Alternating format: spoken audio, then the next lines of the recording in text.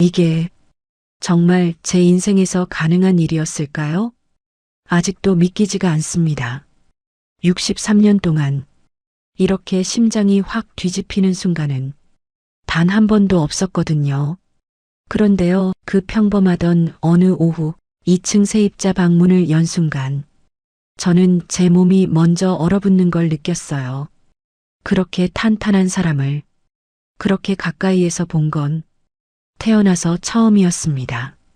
다리에 힘이 쭉 빠져서 그 자리에서 주저앉을 뻔했죠. 그동안 저를 무시하고 소리만 지르던 그 인간 곁에서 평생 마른 나무처럼 살아왔는데 눈앞에 그 사람은 달랐습니다. 눈빛도 숨결도 존재감도 제가 어떻게 월세 받으러 간 자리에서 평생 느껴보지 못한 감정을 단번에 느끼게 되었는지 지금부터 그 놀랍고도 짜릿했던 이야기를 있는 그대로 들려드릴게요. 안녕하세요. 지혜사연입니다. 구독과 좋아요는 큰 힘이 됩니다. 제 사연을 어디서 듣고 계신지 댓글로 남겨주셔서 소통하면 좋겠습니다. 그럼 이야기 시작합니다. 안양이라고 하면요. 사람들이 다들 그래요. 거기 집값 괜찮잖아. 빌라 있다며? 사모님이네. 웃겨요. 정말 몰라서 하는 소리예요. 저요. 윤미정. 63. 미망인. 빌라 하나. 겉으로만 보면 풍족해 보이죠? 근데요. 그 빌라가 제 무덤이었어요. 남편이 죽고요. 저도 같이 죽은 줄 알았어요. 근데 더한 놈을 들였죠. 외로움이 뭔지 정신이 나갔던 겁니다. 장대용, 이 인간이 문제예요. 나이 60이 넘어 하루 종일 소파에 붙어 살아요. 입만 삐뚤게 벌리면 폭언, 손버릇은 더러움, 지갑은 항상 비어있음. 미정아, 물, 밥, 반찬 왜 이래? 월세 들어왔냐? 입만 열면 명령이에요. 저는 아내, 여자, 아니에요. 그냥 부속품, 밥 해주는 사람, 잔소리 받는 사람, 돈 가져오는 사람. 가슴속이요? 누가 보면 물기라도 있을 것 같죠? 아니요. 완전 말라버린 논바닥. 갈라지고 굳어버리고 누가 발로 차면 바로 부서질 그런 상태. 근데 이 인간은 거기 물 한 방울 줄 생각이 없어요. 눈길 한 번 안 줘요. 제가 방에 누워 있거나 죽어 있거나 관심도 없어요. 같이 산 지 7년. 각방 7년. 저 사람 손이 제 몸에 닿은 건 기억이 안 나요. 언제였는지 기억 속에서 지워져 버렸어요. 그냥요. 저는 사람 구실만 겨우 하고 있었어요. 밥 차리고 빨래하고 월세 받고 그게 제 삶 전부였어요. 웃음? 설렘? 여자로서의 마음? 이미 오래전에 문 닫았어요. 굳게 그러던 어느 날입니다. 생활비 계산을 하는데 통장이 비어 있더라고요. 월세 들어오는 날인데 확인해 보니 2층 안 들어왔어요. 아, 그날 진짜 피곤해졌죠. 미정아, 오늘 월세 당장 받아와. 지방 가득 울리는 고함. 저는 그냥 씁쓸하게 웃었어요. 퇴직금 다 날린 인간이 월세 타령은 또 귀신같이 하거든요. 알았어, 지금 갈게. 앞치마 벗고 슬리퍼 끌고 계단 내려가는데 숨이 더 무겁더라고요. 저는 그때까지만 해도 몰랐어요. 그냥 월세 받으러 가는 길이라고 생각했죠. 근데 그 길이 제 인생을 뒤집어 놓을 줄은 2층 앞에 섰습니다. 현관문, 초인종, 가만히 서 있으니까 제 심장 소리가 더 크게 들렸어요. 월세 하나 때문에 왜 이러나 싶었죠. 저는 문을 두드렸습니다. 저기요. 문이 스르르 열렸어요. 그 순간 저 진짜 얼었습니다. 아무 말도 못하고요. 숨도 잠깐 멈췄어요. 왜냐고요? 눈앞에 있는 사람이 아니었거든요. 아, 사모님. 낮고 조용한 목소리. 근데 그 목소리보다 더 충격적인 게 있었어요. 그의 몸, 그 체격, 그 존재감. 사람이 저렇게 크면 안 돼요. 진짜로. 박준성, 42, 용적공. 그렇게만 알고 있었는데 눈앞에서 보니까 전혀 달랐어요. 러닝 하나 입었는데 팔뚝이요? 제 허벅지만 했어요. 아니, 그보다 굵었어요. 도저히 설명이 안 되는 덩치. 어깨는요? 문틀에 닿을까 말까. 어깨 넓이가 현관문 절반을 먹었습니다. 진짜 거짓말 아니에요. 가슴은 또 뭐예요? 단단하다 못해 쇳덩이 같았어요. 숨 쉴 때마다 그 커다란 가슴이 천천히 들썩거리는데 제가 같이 흔들렸어요. 그 뜨거운 체온이 문틈에서부터 밀려오더라고요. 서늘한 계단이 순식간에 더워지는 느낌. 그런데 신기하죠. 그렇게 큰 사람이 눈빛은 또 순했어요. 서툴고 어쩔 줄 몰라 하는 그런 어린아이 같은 눈. 근데 그 속에 뜨거운 용광로 같은 게 깊게 깔려 있었어요. 그 두 가지가 같은 얼굴에 있으니까 정신이 아찔해졌습니다. 어지럽고 숨이 가빠지고 다리가 흔들리고 월세 늦었죠. 죄송합니다. 고개를 푹 숙이는데 그 넓은 어깨가 따라 내려가잖아요. 제가 그 순간 목이 말랐어요. 진짜로요. 얼마나 컸냐면요. 제가 손 하나 뻗으면 허리가 닿을까 말까. 그 정도 거리인데도 저는 코끝에서 그 사람의 체취가 느껴졌어요. 용적공 특유의 기름 냄새, 쇳내. 거기에 남자 체온이 섞인 그 묘한 냄새 있죠. 너무 진했어요. 너무 가까웠어요. 너무 강렬했어요.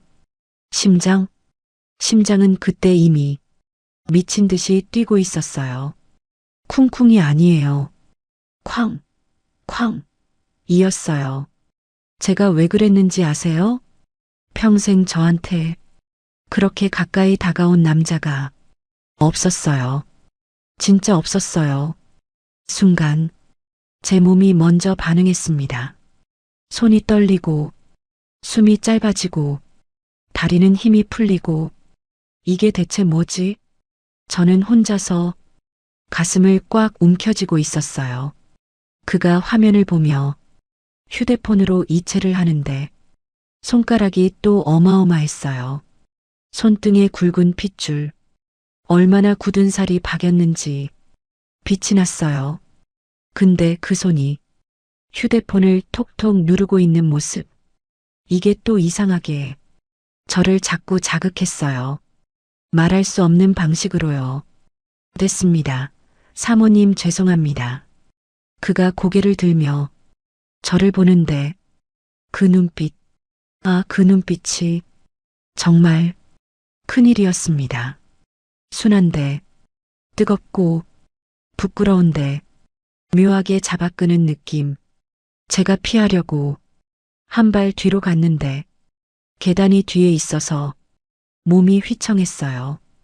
그때 그가 한 걸음 앞으로 오더니 손을 쓱 뻗었어요. 순간 제 심장은 몸 밖으로 튀어나오는 줄. 저는 그 손을 스치지 않으려고 억지로 균형을 잡았어요. 근데 그 손이 너무 가까웠어요. 너무 뜨거웠어요.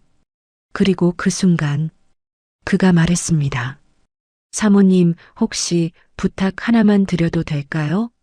목소리, 그 낮은 목소리, 그 진동, 온몸이 다 울렸어요. 저는 멍하니 쳐다보기만 했습니다. 말도 안 나올 정도로 그가 조심스럽게 말했어요. 방에 형광등이 나갔습니다. 그 말 듣는 순간 제 심장이 또 내려앉았습니다. 방 안, 둘만, 그 공간, 그 뜨거운 사람과 한 방 안에 들어간다는 게 상상만 해도 숨이 막혔어요. 그래도요, 저는 고개를 끄덕였어요. 왜인지 몰라요. 몸이 먼저 움직였어요. 그리고 저는 그 뜨거운 방 안으로 발을 들였습니다. 방 안으로 들어섰어요. 딱 들어가자마자 저는 숨을 한번 삼켰습니다. 좁은 방, 낡은 가구, 그리고 그 사람의 체온, 공기 자체가 뜨거웠어요. 형광등은 천장 한가운데 덜렁 매달린 상태, 커버도 빠져 있고 불빛이 깜빡깜빡. 진짜 보기만 해도 아, 이건 나가겠다 싶더라고요. 저게 잘 안 돼서요. 준성이 천장을 올려다보며 말했어요. 근데 그 순간 그 굵은 목이 위로 쭉 펴지잖아요. 아, 이건 진짜 눈을 어디에 둬야 할지 모르겠는 겁니다. 저는 얼른 손에 쥐고 있던 형광등 새 걸 들고 식탁 의자 쪽으로 갔어요. 제가 해드릴게요. 의자가요? 이게 또 문제예요. 낡았어요. 삐걱삐걱. 위에 올라가기도 전에 이미 기분이 쎄했어요. 그래도요. 저는 올랐어요. 대용이가 맨날 시켜 먹던 집안일보다 이게 더 쉬워 보였거든요. 제가 발을 딱 올렸는데 의자가 휘청. 이때부터 이미 느낌이 안 좋았어요.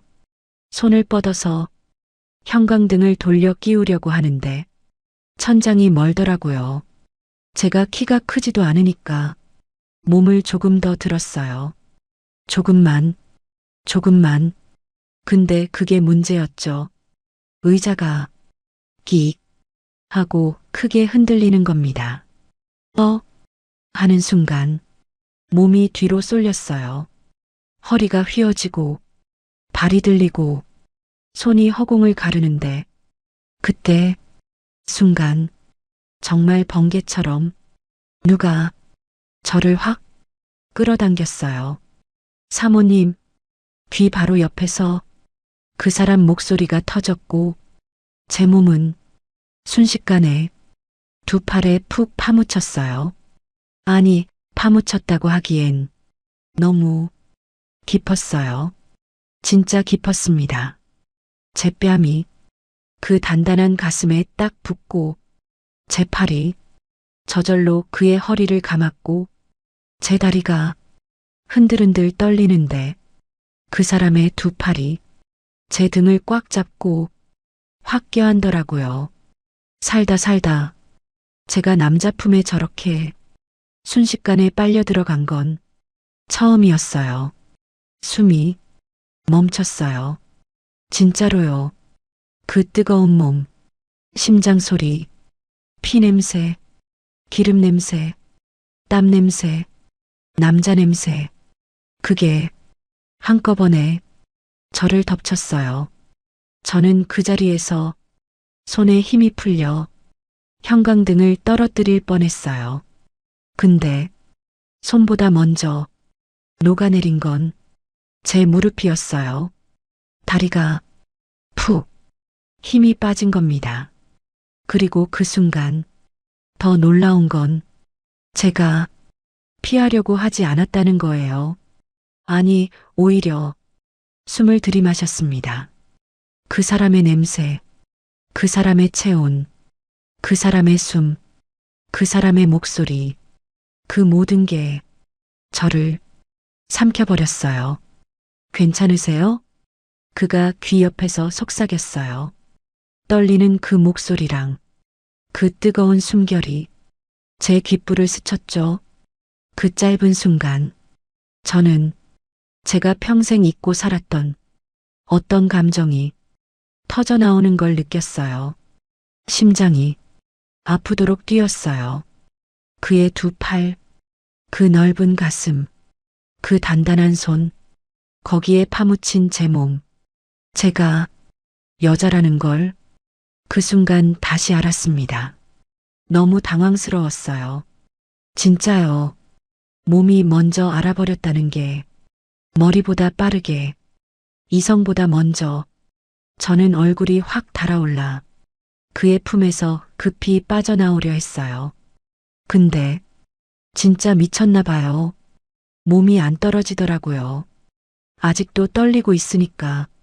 다행히 그는 아무 말 없이 저를 부드럽게 내려놓고 의자를 바로 세워줬어요. 근데 그 눈빛, 그 눈빛이 또 문제가 됐어요. 순한데, 뜨겁고, 걱정하는데, 끄는 느낌이 있었어요. 저는 얼른 고개 숙였어요. 숨이 너무 가까웠거든요. 그리고 저는 황급히 집으로 돌아왔습니다. 집에 올라온 순간부터였어요. 숨이 안 쉬어지더라고요. 왜요? 제 몸이 아직도 뜨거웠거든요. 그 품, 그 팔, 그 심장 소리, 그 냄새, 그게 계속 제 주변에 맴도는 거예요. 귀에 붙어 있는 것처럼, 가슴에 눌어붙은 것처럼. 미정아, 빠. 평소처럼 대용이가 소리치는데 이상하게요. 그 목소리가 갑자기 너무 작게 느껴졌어요. 힘이 없고 남자 같지도 않고 내가 왜 이래? 저는 스스로에게 물었어요. 근데 대답이 안 나왔어요. 왜냐면 머리보다 몸이 먼저 다른 반응을 하고 있었거든요. 그날 밤 이불 속에서요. 저는 미친 듯이 뒤척였어요. 잠이 안 와요. 심장이 계속 뛰어요.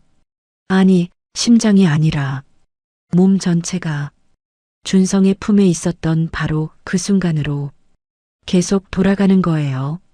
가슴이 뜨겁고, 손이 떨리고, 다리가 힘이 빠지고, 배 밑이 묘하게 간질간질하고, 저 진짜 놀랐어요. 63이에요, 제가. 이런 반응. 진짜 오랜만이었거든요.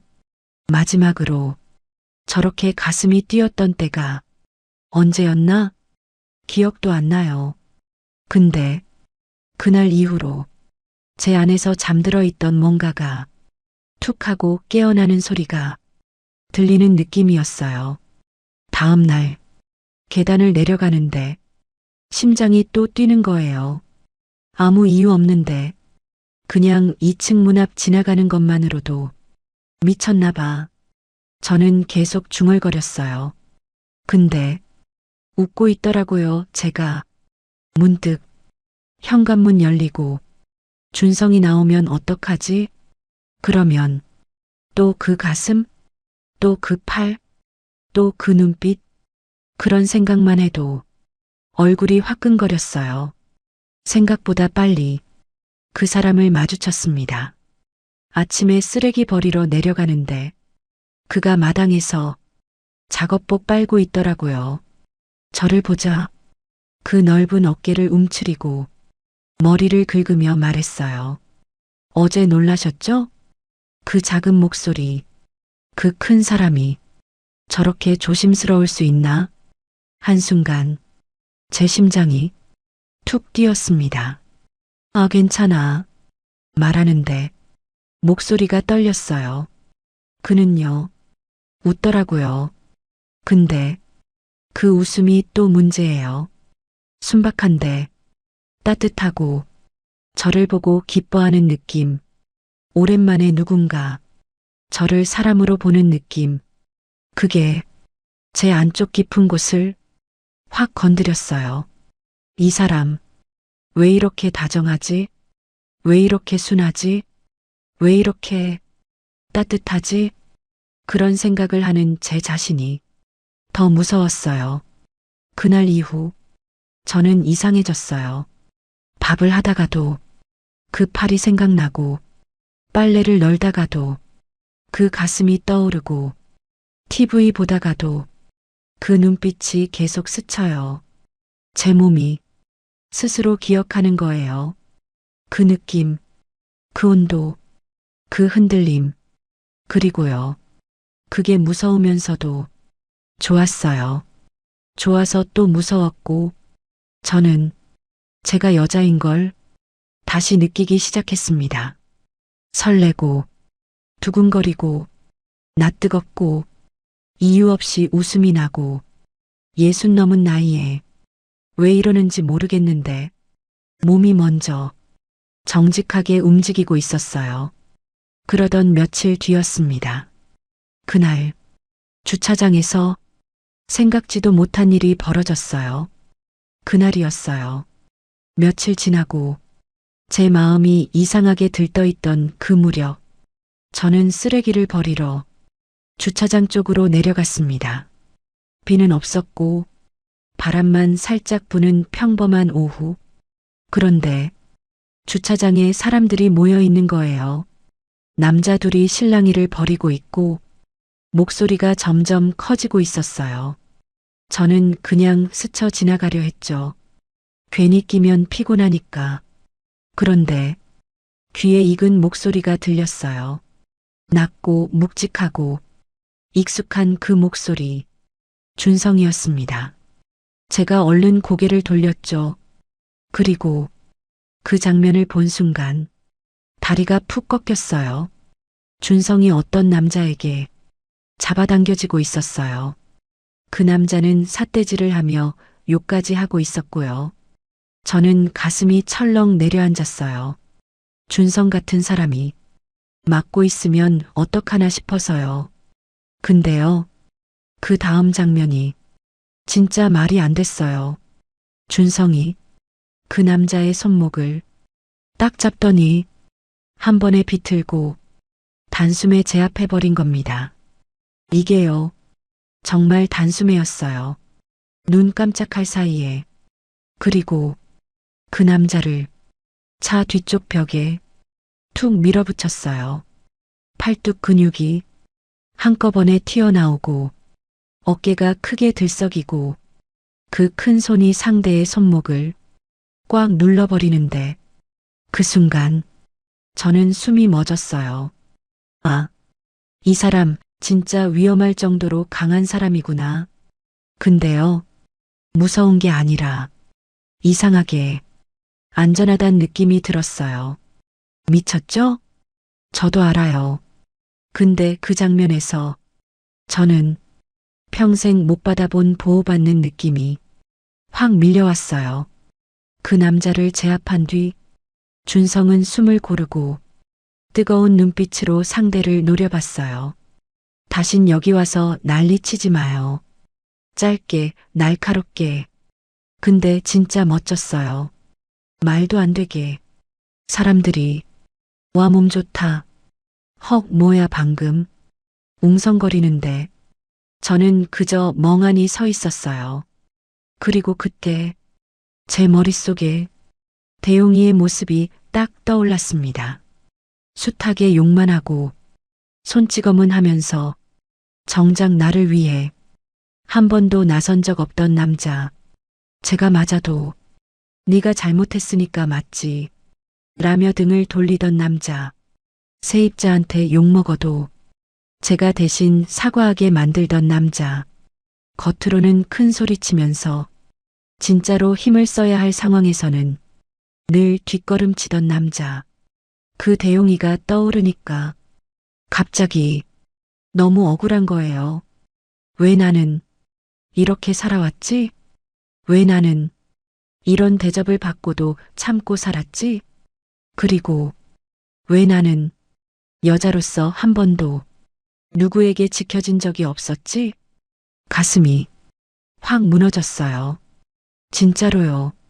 그 좁은 주차장에서 저 혼자만 숨이 턱 막히고 눈이 뜨겁고 가슴이 저릿저릿했어요. 준성은 제 눈치를 채고 부드럽게 다가왔어요. 사모님 괜찮으세요?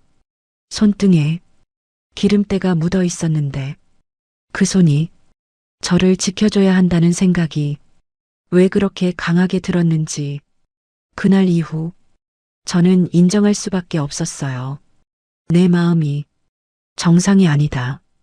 아니다. 그냥 돌아올 수 없게 기울어 버렸다는 걸. 그렇게 주차장 한복판에서 제 마음이 한번 무너져 내렸고 그 무너진 자리에 이상한 열기만 가득 차올랐어요. 그리고요. 그 열기는 그날 밤 진짜 폭발하게 됩니다. 그 밤이었어요. 비가 미친 듯이 쏟아지던 창문을 두들기는 소리가 심장을 직접 때리는 것 같던 그 밤. 현관에서 쿵쿵 젖은 신발이 계단을 찍는 소리가 점점 가까워졌어요. 저는 문 앞에서 아예 숨을 못 쉬고 있었어요. 왜냐고요? 딱 느낌이 왔거든요. 아, 온다. 그 사람이다. 문을 열었어요. 젖은 작업복이 몸에 완전히 달라붙어 선과 굴곡이 그대로 드러난 준성이 그 빗속에서 서 있었어요. 머리에서 떨어지는 물이 턱을 타고 목으로, 가슴으로 천천히 흘러내리는 게 눈으로 보일 정도였어요. 그런데 그보다 더 먼저 저를 덮친 건 그의 숨, 그 뜨거운 숨이 비냄새와 섞여 문틈 사이로 그대로 밀려 들어왔어요. 미정 씨, 그의 목소리가 그 좁은 현관에 울릴 때 저는 다리가 풀렸어요. 아예 그가 봉투를 내밀었어요. 삶은 밤이 든 작은 봉투. 근데 봉투가 중요한 게 아니었어요. 젖은 손등이 제 손등에 스치자마자 몸이 먼저 확 떨렸거든요.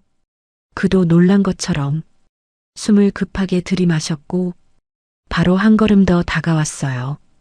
그 순간 우리 사이 거리는 손 하나 들어갈 틈도 없을 만큼 좁혀졌어요. 물방울이 그의 턱에서 떨어져 제 손등에 톡 하고 닿았어요. 근데 그게 왜 그렇게 뜨거운지 저 며칠 동안 말을 이으려는데 그의 숨이 제 귓불을 스쳤어요. 제가 도망치려고 몸을 뒤로 뺐어요. 근데 뒤에는 벽, 등이 벽에 닿는 순간 그도 같이 다가와 저를 막아섰어요. 아닌 척하고 싶었는데 숨이 들켜버렸어요. 벌벌 떨리는 그 숨이 그의 가슴에 닿았으니까 그가 한 손으로 벽 옆을 짚었어요. 젖은 손바닥이 벽에 착 하고 붙는 소리가 방 안에 크게 울렸어요. 그리고 다른 손이 아주 천천히 제 어깨로 올라왔어요. 그 손, 젖어서 차갑다가 곧바로 피부 온도로 데워지는 그 느낌. 그 손이 제 목덜미 가까이까지 올라오는 동안 저는 숨을 똑바로 못 쉬었어요. 미정 씨, 그가 제 이름을 부르는데 목이 잠긴 소리, 참아온 게 터지기 직전의 진동. 저 이거 더 이상 못 참겠습니다. 그 말 끝나기도 전에 그의 이마가 제 이마에 툭 닿았어요. 숨이 섞였고 떨림이 그대로 전해졌어요. 저는 손을 올리려다 멈칫했어요. 하지만 몸이 말을 안 들어요. 손끝이 그의 젖은 작업복 위를 살짝 스쳤거든요. 그 순간 그의 숨이 확 무너졌어요. 어깨가 크게 들썩였고 손이 제 허리를 본능처럼 감았어요. 너무 가까워졌어요. 도망칠 틈이, 숨 돌릴 틈이, 생각할 틈이 아예 없어졌어요. 몸이 먼저 그를 향해 기울었어요. 저도 모르게 그가 제 허리 쪽으로 바짝 당기자 내 가슴이 그의 젖은 가슴에 닿아버렸어요. 젖은 천과 천 사이, 몸과 몸 사이, 그 따뜻하고 뜨거운 선이 서로를 따라 움직이는 게 그대로 느껴졌어요. 숨이 섞이고 심장이 부딪히고 어깨와 손과 허리가 한순간에 얽혔어요. 누가 먼저였는지 모르게 우리는 그 좁은 현관에서 방 안쪽으로 휘청하며 밀려 들어갔어요. 문이 뒤에서 저절로 쾅 닫혔어요. 그 소리에 둘 다 잠깐 떨렸어요. 근데 그 떨림은 곧바로 다른 떨림으로 바뀌었어요. 그보다 더 깊은 무언가가 서로를 끌어당겼거든요. 그가 젖은 손가락으로 제 턱을 살짝 들어 올렸어요. 저는 숨을 토했어요.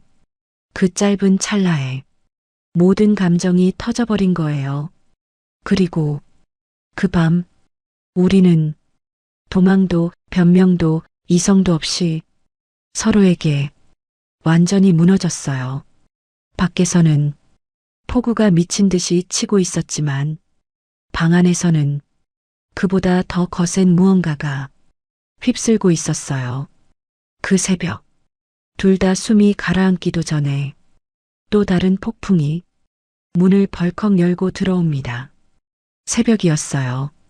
빗소리가 조금씩 잦아들던 그 순간 숨도 겨우 고르고 심장도 아직 미친 듯 뛰고 있었는데 쿵, 쿵, 쿵 현관에서 낯선 발걸음이 들렸어요. 아니, 낯설지 않았어요. 너무 잘 아는 소리였죠. 대용이. 저는 몸이 얼어붙었어요. 준성도 같이 굳었어요. 방 안 공기가 순식간에 얼어붙은 것처럼 문고리가 덜컥 돌아갔어요. 미정아. 대용의 고함이 거실을 찢어버렸어요. 저는 숨이 확 막혔고 준성은 본능처럼 제 앞을 가로막았어요. 젖은 작업복도 말라갈 틈 없이 바로 긴장이 온몸으로 번졌어요. 대용이 거실 한가운데 멈춰서서 저희 둘을 보는 순간 그 얼굴이 말 그대로 뒤틀렸어요. 눈은 벌어지고 입은 실룩거리고 볼이 경련하듯 떨리고 뭐 하는 거야 너희 둘 지금. 숨이 뒤집힌 사람처럼 목소리가 갈라지고 말이 꼬이고 광기 같은 게 확 올라왔어요. 저는 그 자리에서 아무 말도 못했어요. 아니, 말이 아니라 숨도 안 나왔어요. 두 다리가 바닥에 박힌 것처럼 움직이지 않았어요. 그때 준성이 한 걸음 앞으로 나섰어요.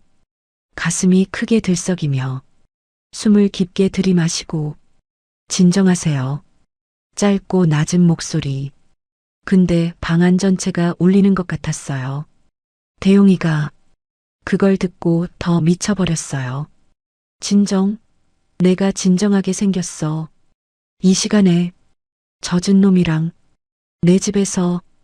그가 저를 향해 성큼성큼 다가오는데 저는 반사적으로 뒤로 물러났어요. 근데 뒤는 벽. 몸이 닿는 순간 심장이 또 떨어졌어요. 준성이 바로 앞으로 가서 저와 대용 사이를 막아섰어요. 대용이 씩씩대며 준성을 위아래로 훑어봤어요. 젖은 작업복, 붉어진 어깨, 헐떡이는 숨, 그리고 제 쪽으로 확 고개를 돌렸어요. 너 지금 이 남자랑. 말을 끝내지도 못하고 이를 악물었어요. 그 악다구니 섞인 숨소리가 거실에 가득 찼어요. 제가 뭐라고 해야 하나. 입을 열려고 했는데 목에서 아무 소리도 안 나오는 거예요. 그 침묵이 대용이를 더 폭발하게 만들었어요. 좋아. 그래. 말 안 해도 된다. 내가 다 알겠으니까. 그 눈. 미친 듯 흔들리면서도 속이 까맣게 타버린 그 눈. 갑자기 의자 하나를 발로 확 차버렸어요.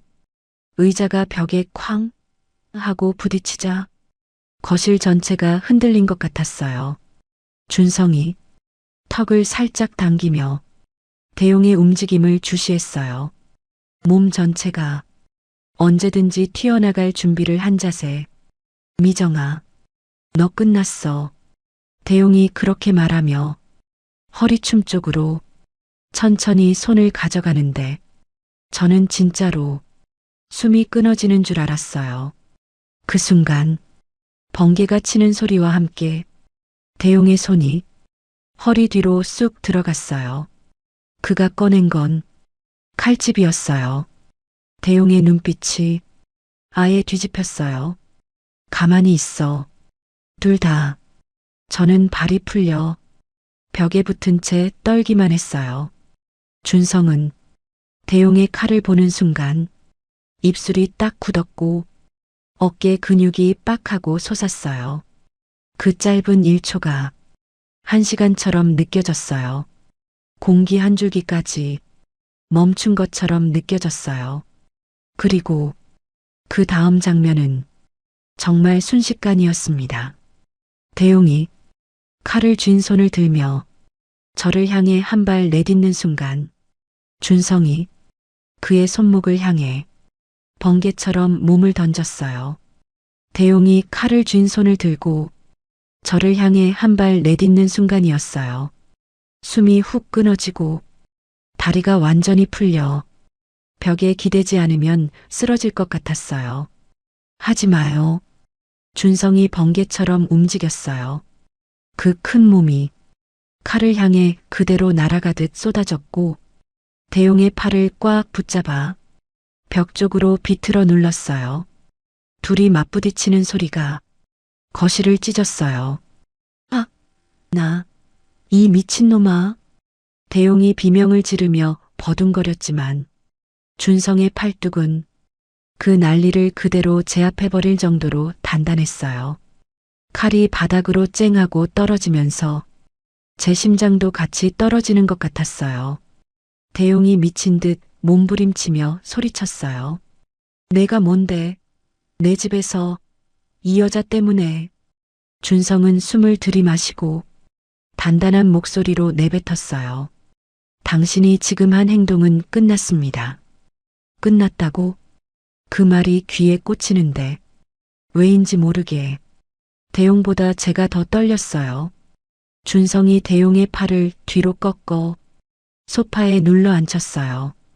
대용은 이를 갈며 악을 쓰고 더 크게 소리를 질렀어요. 경찰 불러. 누가 잘못한 건지 보자고. 저는 무서워서 뒷걸음치며 벽에 붙어 있었는데 그때였어요. 준성이 거실 한쪽, TV장 위쪽, 작은 틈 사이를 보며 얼음처럼 굳었어요. 시선이 딱 멈춘 그곳. 저는 처음엔 뭔지 몰랐어요.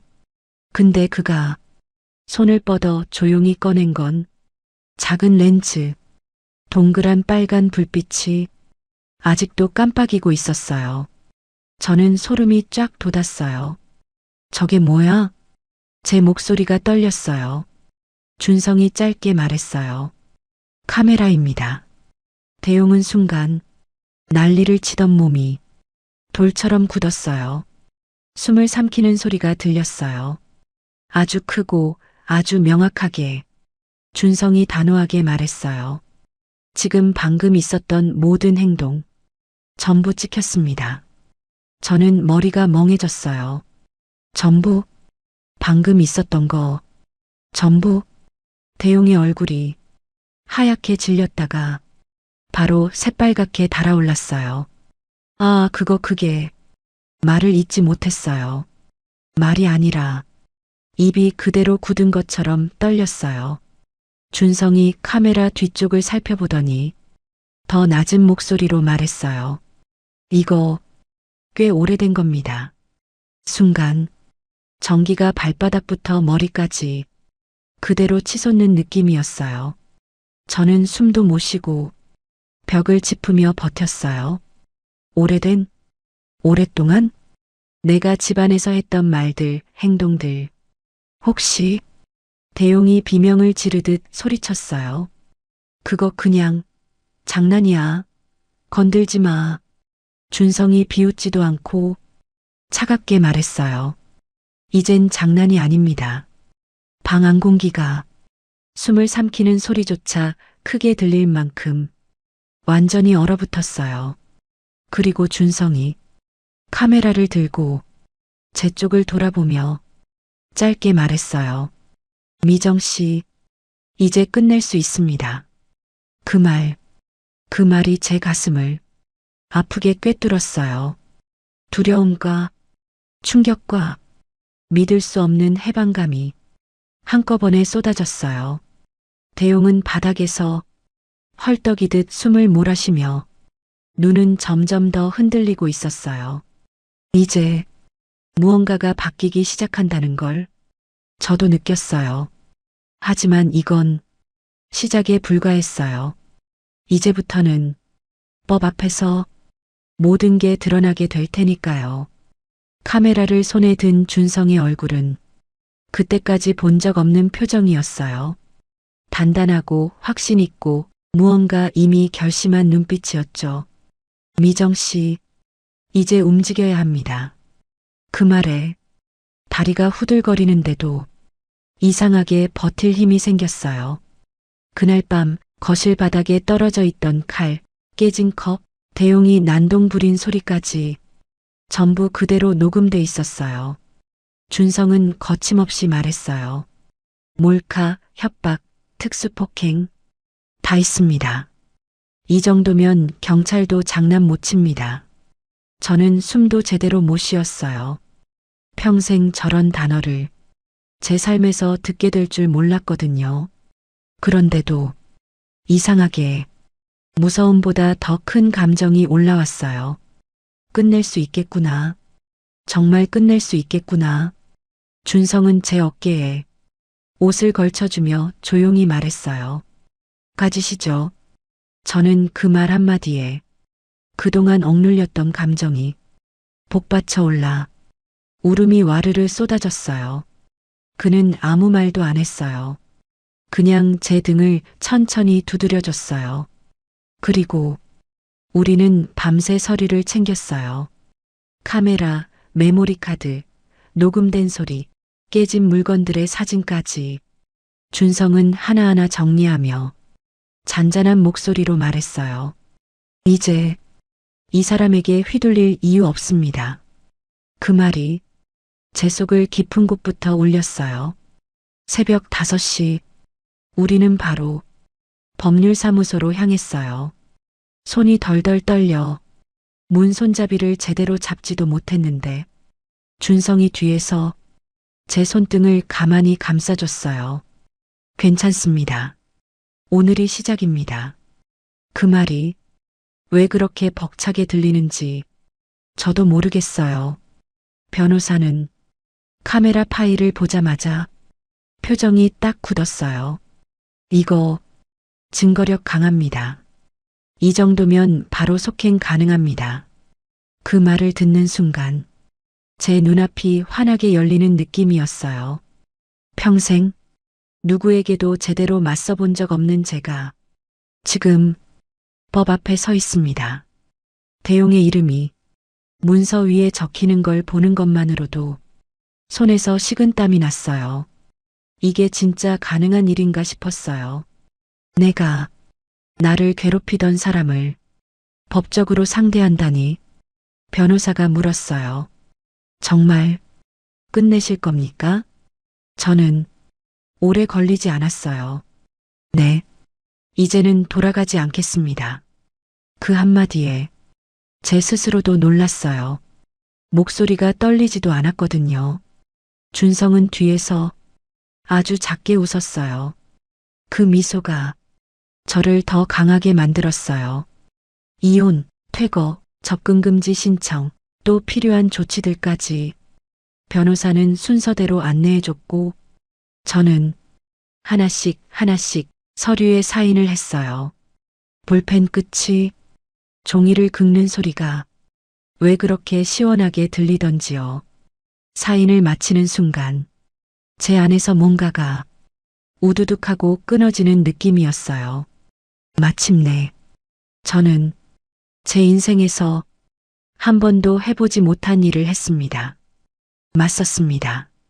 두려움이 아니라 증거로, 폭력이 아니라 법으로.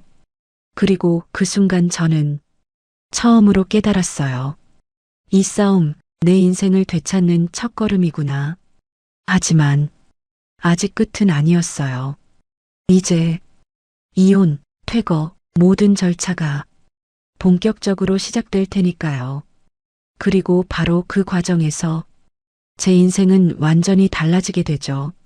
서류 도장이 꽝 찍히는 소리가 왜 그렇게 시원하던지요. 이혼 서류, 퇴거 명령, 접근 금지, 몇 년, 몇십 년 걸릴 줄 알았던 것들이 순식간에 정리됐어요. 대웅은 망연자실한 얼굴로 종이를 보더니 저를 노려봤지만 이상하게 하나도 안 무섭더라고요. 나가, 그 한마디가 입 밖에 나오는데 몇십 년이 걸린 것 같았어요. 대웅은 처음엔 소리치고 그 다음엔 협박하고 마지막엔 구걸까지 했지만 저는 그 어떤 말에도 흔들리지 않았어요. 집문이 쾅 닫히며 그가 완전히 나가던 순간 세상이 조용해졌어요. 숨이 쉬어졌어요. 그리고 주저앉아 울었어요. 멈출 수가 없었어요. 살았다. 그 말만 계속 나왔어요. 63년 인생에서 처음으로 나라는 사람이 이 집안에 살아있는 것 같았어요. 거실 한가운데 서서 햇빛이 드는 창문을 보는데 정말 기가 막힌 감정이 밀려왔어요. 빛이 들어오는 게 이렇게 따뜻한 거였나? 방이 이렇게 넓었나? 공기가 이렇게 맑았나? 아니, 내가 이렇게 살아있었나? 그동안 대용이 들이마신 담배 냄새, 발자국 소리, 짧은 한숨, 고함치는 목소리, 그 모든 게 사라지자 집이 살아났어요. 아니, 제가 살아났어요. 싱크대에 기댄 채 한참을 울고 있는데 문득 웃음이 났어요. 세상에, 집이 내 거네. 서류상으로는 원래 제 집이었지만 마음으론 처음이었어요. 이 집이 이제야 정말 제 손에 들어왔다는 게 그날 창문을 활짝 열어 집안에 새바람을 넣었어요. 햇빛이 바닥에 금색으로 떨어지는데 그게 왜 그렇게 예뻐 보이던지요. 주방에 서서 오래 묵은 커피를 내려 마셨는데 그 향이 마치 새 인생이 시작되는 냄새 같았어요. 준성이 과일을 손에 들고 와서는 문가에서 조심스레 묻더라고요. 정말 끝났습니까? 저는 새로 숨쉬는 공기를 들이키며 고개를 끄덕였어요. 응, 끝났어. 정말로. 그 말에 준성은 아주 천천히 웃었어요. 그 미소가 제 속을 평생 처음으로 포근하게 채워주더라고요. 저는 그에게 말했어요. 준성 씨, 나 살 것 같아. 그러자 준성이 짧게 대답했죠. 이제 시작입니다. 그 말이 가슴 깊은 곳을 파고들어 따뜻하게 퍼졌어요. 해방감, 속 시원함, 새삼, 63년 인생에서 이렇게 가벼운 날이 처음이었어요. 근데요, 세상은 참 웃겨요. 이렇게 기적처럼 모든 게 정리되면 행복만 줄 것 같잖아요. 아니더라고요. 모든 게 잘 되는 순간 꼭 엉뚱한 데서 문제가 하나 튀어나옵니다. 그리고 그 문제는 바로 다음 날 제 앞에 모습을 드러냈어요. 준성이 과거가 찾아오면서요. 그 일이 터진 건 정말 뜬금없는 날이었어요. 아침 햇빛이 참 좋았거든요. 커튼을 걷는데 집안에 따뜻한 공기가 가득 들어오고 아, 이제 진짜 새 삶이구나. 그렇게 생각하던 그때였죠. 띠딩, 초인종이 유난히 날카롭게 울렸어요. 문을 열자마자 여자가 한 명 저를 위아래로 훑어보더니 턱을 치켜들었어요. 여기가 그 집이죠? 어찌나 건방진 눈빛이던지 입술엔 진한 빨간색, 옷은 번쩍거리고 말투는 싸납고 누구신데 이러세요? 제가 차분히 물었어요. 여자는 코웃음을 치더라고요. 박준성 씨 어디 있어요? 가슴이 철렁 내려앉았어요. 설마 하는 감이 오더군요. 무슨 일로? 제가 말을 잇기도 전에 그 여자는 제가 밀릴 틈도 안 주고 거실 안으로 쑥 들어와 버렸어요. 저 임신했어요. 그 말 한마디가 공기 중에 툭 떨어지는데 순간 숨이 턱 막혔어요. 임신?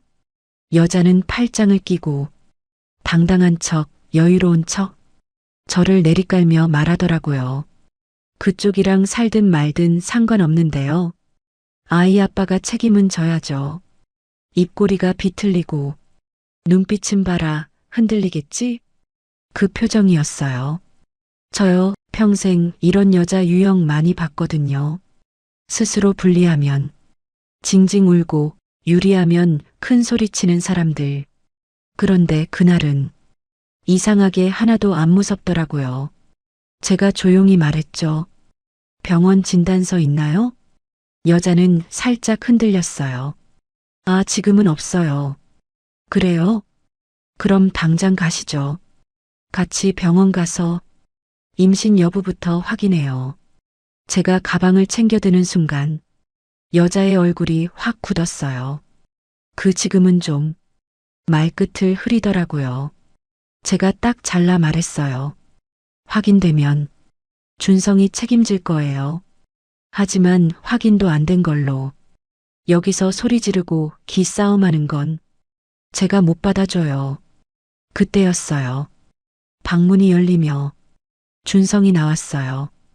표정이 완전히 돌처럼 굳어 있었죠. 그만해라. 그 한마디에 여자가 잠깐 움찔했어요. 네가 나한테 어떻게 이럴 수가. 여자가 떼쓰듯 울먹이려는 순간 준성이 단호하게 말했어요. 끝난 사이야. 너랑 나 한참 전에. 근데 애가 여자가 다시 짓거리려는 순간 준성이 단호하게 잘랐어요. 없잖아. 너 임신 아니잖아. 여자가 순식간에 말문이 막히더라고요. 그때 저는 그제야 확신했어요. 이건 100% 흔들기용이라는 걸. 제가 조용히 그러나 아주 분명하게 말했어요. 여기서 더 떠들면 모욕죄로 신고합니다.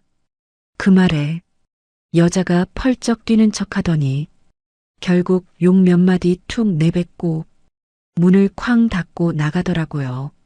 문이 닫히자 집안이 갑자기 조용해졌어요.